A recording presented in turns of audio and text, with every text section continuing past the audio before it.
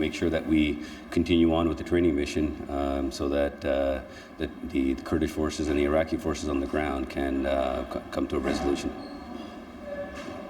Minister, I just wondered that the incident seems to go beyond the scope of the original mission. I just wonder at what point is that many Canadians so close to a front line gets described as a combat role?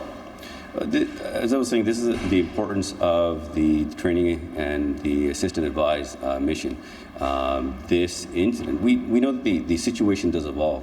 This doesn't come as a surprise when a certain level of the fight that we take into ISIL, they will evolve their tactics. And this is just the evolution of one of those tactics. And the mission has not changed. We are still in a training assist role. And it shows that the wonderful work our special forces have done on the ground with the troops is paying off. Not only in certain areas, the Kurdish security forces were able to hold the line, but also retake the line as well. So it just shows that the mission is actually working. Are you considering adding to that training mission possibly as an option? I just wonder what bearing this kind of face-off, if you will have on the possibility of having even more Canadians kind of on the front lines. We're not. This is a conflict zone, and it's important for us to take the fight to ISIL. We need to make sure that the security forces on the ground are well prepared, well trained to be able to take the fight to ISIL. And by us now seeing this as a demonstration of how well things are working, looking at these options moving forward, it gives me great hope. And that's the conversation that I had with Secretary Fallon, that how we move forward and making sure that that we adjust and evolve with the mission. And this is a good example of that. What's your understanding of why there was not more warning about this attack on the ground? When it comes to the warning, it's a evolving situation where the enemies are going to be purposely trying to hide their intentions. And I think in terms of the warning, what we need to really see here is that the Kurdish security forces were able to hold the line in that area and quickly retake the ground that was lost. So in terms of the warning, I think what this actually showed was they were actually well prepared for this. And so is there any rethinking about Canada's plan to withdraw its CF-18 fighters after this? Or even some of its potentially some of its surveillance plan? The CF-18, we're still committed to ending the airstrikes and readjusting our mission so that we can have a meaningful contribution. I am aware that our CF-18s have played a significant role, and they just happen to be on station at that time. But the plan remains the same.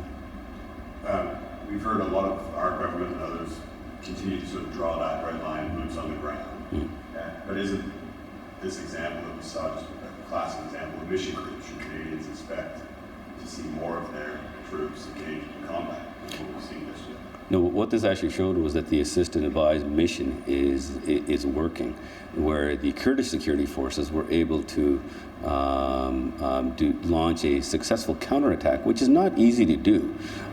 The planning for it, when you have to when ground is taken by an enemy, to be able to quickly launch a counterattack shows that how effectiveness of a fighting force. And this shows that our special forces throughout the last year have been working well with them and providing the necessary training to allow them to do this.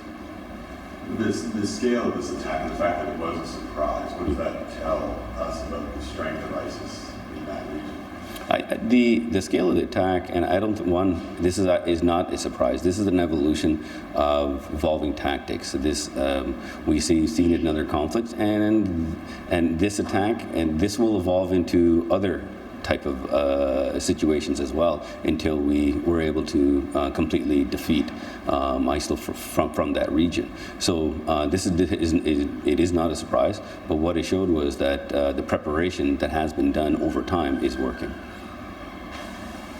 Is there any scenario in situations like this arise where the Canadian government would reconsider boots on the ground?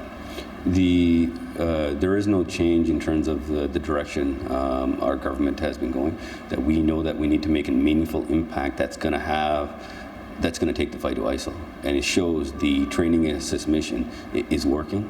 This is a good example of that. How do we now look at other options to enhance that ability? And this is the conversation that I had with Secretary Fallon over yesterday. And it shows that how well and professional our Special Forces troops are for missions like this. Are there any other specific offers or options you were discussing that Canada would be moving forward? There's actually a wide range of options, and regrettably, we only get to see we talk about the certain pieces. There is a wide array of the importance when it comes to missions like this. That support the targeting, the setup, the logistical capability to allow a mission like this to happen. So there is a wide range of options that we are looking at, but it's not just strictly about us offering things up. It's what is needed, and those are the discussions that I am having currently. And I will make sure that I have thorough discussions with my counterparts, and when we do make that the offer, it's going to be a meaningful one that's going to have a substantial contribution. Clearly last night, our jets were well, this is something we should be mindful of. Jets will be in the air. They happen to be on station, and very fortunately, it would happen to be our jets. I would have loved to be able to have our jets when I was in combat in Afghanistan, but we asked for an effect. And very fortunately, in this case here, our CF-18s were there. But it could have been easily in any number of nations' jets in that area as well. And I'm very happy. It also goes to show the great capability of our F-18 pilots. But does this heighten the urgency of making a decision? Is that coming sooner than it would have had this not happened?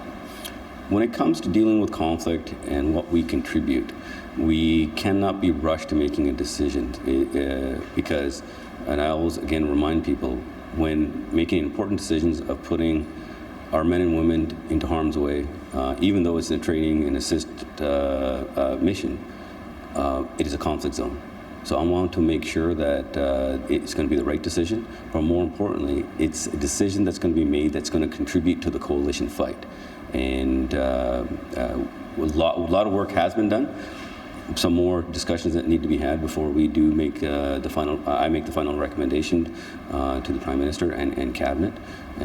But things remain the same for me. I want to make sure that we have a meaningful contribution that's going to assist in the fight against ISIS as part of a coalition. And when do you expect that? I'm in ongoing discussions. I'm here in London right now to meet with Secretary Fallon personally, because this is the importance of this. I want to be able to have direct communication, just as much as General Vance, Chief of Defence Staff, is having with counterparts and looking at various options.